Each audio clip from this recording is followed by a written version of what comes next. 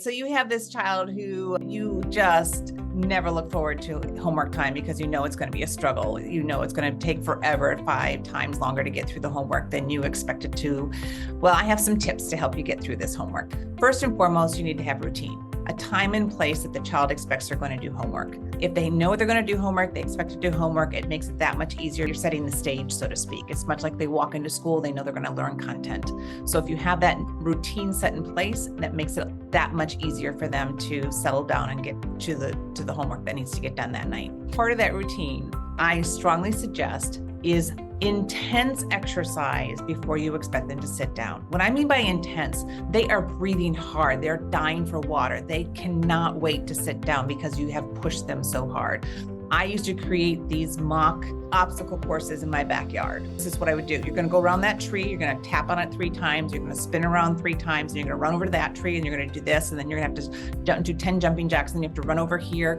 I would do that and I would time them and I would try to get them to get faster every time. So intense exercise before you actually ask them to sit down. There is a lot of research that shows that exercise is a natural form of, if you will, medication for that ADHD brain. So second of all, when you sit down to do homework, we need to chunk it out. We can't say we've got an hour of homework to do. We need to chunk it out and get it to something that's bite-sized and that they can see they're making progress.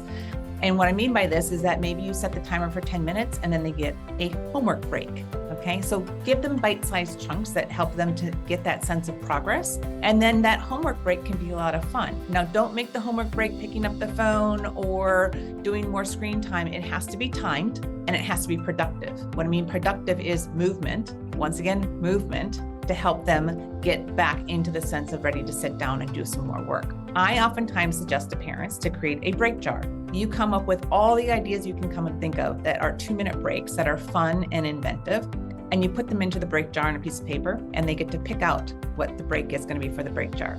And that makes it just a little bit more fun that they're going to work towards that break jar, and they can even add to that break jar. Third part of it is when you start homework, you need to figure out, is your kid the one that needs the easiest thing first to get them going and get momentum? Or do they need the hardest thing first? Because after they get the hard thing done, the rest is downhill from there. And it really depends upon the child. For most kids, I really push to do the hardest thing first and then move to gradually to the easiest thing, because the easiest thing, they're more tired and they can do it even if they're cranky and tired. But for some kiddos, really they need to get that momentum first and do the easiest thing first. Now for those big projects, they have to write a 5-paragraph essay or something of that nature. That is completely overwhelming for even the average person. So we need to break it down into smaller pieces. And those smaller pieces, once again, you don't have to do it all at once, but if you break it down into smaller pieces, we're going to brainstorm first. We're going to write an outline. We're going to create a visual map, whatever it might be, but break it down into smaller pieces for them. And the last part of it, focus on the positive. So when your child gets done with the worksheet and they have 3 wrong out of the 20 problems that they did, don't say to them, there's 3 wrong, go correct it. The worst thing you can say to an ADHD kid is that you're not done. Rather say to them, you are really understanding this. You got 85% correct. There's only 3 that you didn't quite get. You decide if you want to correct those or not.